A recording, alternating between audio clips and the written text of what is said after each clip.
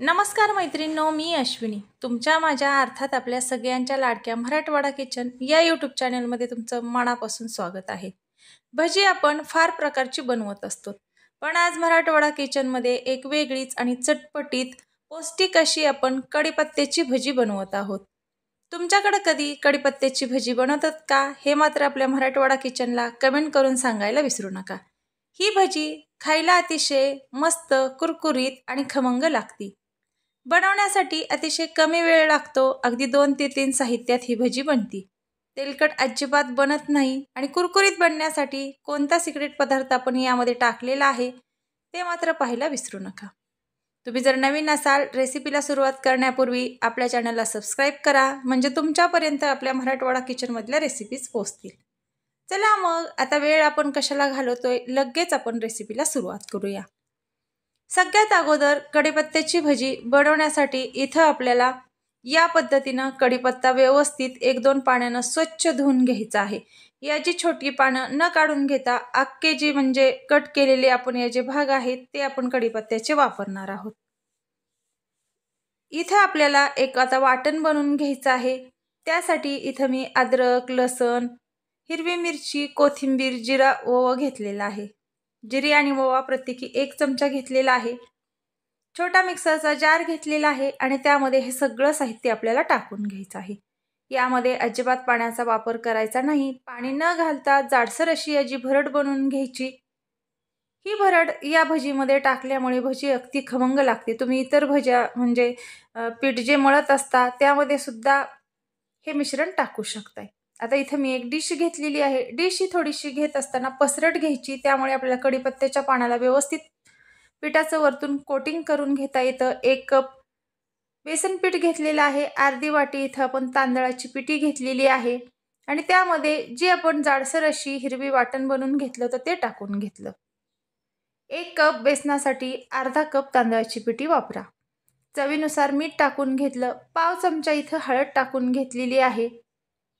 आता यामध्ये थोडंसं पाणी करत आपल्याला हे पीठ ज्या पद्धतीने आपण आळूची वडी म्हणा किंवा मग इतर वड्या बनवून वरून जे पिठाचं कोटिंग करत असतो त्या पद्धतीने इथं आपल्याला थोडंसं म्हणजे दाटसर असंच पीठ हे मळून घ्यायचं आहे।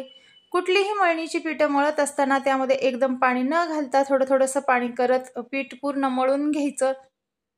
इथं मी ज्या पद्धतीने आपण आळूच्या पाण्याला पीठ लावण्यासाठी मळून घेतो त्या पद्धतीने इथं पीठ आपल्याला व्यवस्थित हे एकत्रित करून एकाच डायरेक्शनमध्ये व्यवस्थित एक 5 ते 10 मिनिट आपल्याला फेटून घ्यायचं आहे।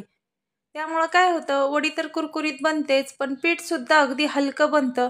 ज्यावेळेस तुम्ही तळून घेत असतात कुठलीही भजी त्यावेळेस भजी ती कुरकुरीत आणि मस्त अशी अजिबात तेलकट सुद्धा बनत नाही। आता या पद्धतीने आपल्याला पूर्ण पानाला वरून जे आपण हे पीठ मळून घेतलं होतं ते या पद्धतीने आपल्याला कोटिंग करून घ्यायचं आहे।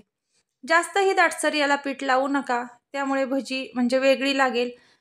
थोडंसं जर आपण याला वरून कोटिंग करून पीठ लावून घेतलं तर जो कढीपत्त्याचा फ्लेवर आहे तो मस्त याला बसतो आणि भजी सुद्धा खाण्यासाठी कुरकुरीत अशी कढीपत्ता फ्लेवरची लागते। तर या पद्धतीनं नक्की तुम्ही भजी ट्राय करा। आता इथं आपण एका पॅनमध्ये तळण्यासाठी तेल घेतलेलं आहे। कढीपत्त्याची भजी तळत असताना पॅन हा थोडासा मोठा घ्यायचा, त्यामुळे भजी ही व्यवस्थित तळली जाते। आता या पद्धतीने आपल्याला अगदी हाय फ्लेमवरतीही नाही आणि अगदी मंद आचेवरतीही नाही, मीडियम साईजच्या गॅसवरती ही भजी आपल्याला तळून घ्यायची आहेत। तुम्ही जास्त जर म्हणजे थंड तेलामध्ये ही भजी तळली तर जास्त तेलकट बनते आणि हाय फ्लेमवरती तळली तर कढीपत्त्याची जी पानं असतात त्याला काळपट कलर येतो। त्यामुळे आपल्याला मीडियम साईजवरतीच ही भजी तळून घ्यायची आहे। तुम्ही पाहू शकताय कलर सुद्धा याला अतिशय छान असा आलेला आहे। तुम्ही अशी कढीपत्त्याची भजी कधी बनवलेली आहे का? बनवली नसेल तर आपल्या मराठवाडा किचनचे पाहून नक्की ट्राय करा, तुम्हाला नक्कीच आवडेल। इतकी टेस्टी आणि छान कुरकुरीत मस्त अशी खमंग ही भजी तयार होते। खात असताना काहीतरी कढीपत्त्याचा एक वेगळाच फ्लेवर याला निर्माण होतो, त्यामुळे आणखीन याची टेस्ट वाढते। तर या पद्धतीनं इथं आपली पूर्ण ही भजी कुरकुरीत अशी तळून तयार झालेली आहे। मैत्रिणींनो, तुम्ही जर नवीन असाल, आपल्या चॅनलला आणखीन सबस्क्राइब केलं नसेल तर सगळ्यात अगोदर सबस्क्राइब करा, बेल आयकॉन प्रेस करा, म्हणजे तुमच्यापर्यंत मराठवाडा किचनमध्ये ज्या नवनवीन आणि मस्त अशा चटपटीत खमंग हटके पद्धतीच्या रेसिपीज बनतात त्या पोहोचतील आणि तुम्ही सुद्धा घरी बसून याचा आस्वाद घेऊ शकताय. चला मग भेटू आपण अशीच काहीतरी नवीन रेसिपी घेऊन. तोपर्यंत बाय बाय.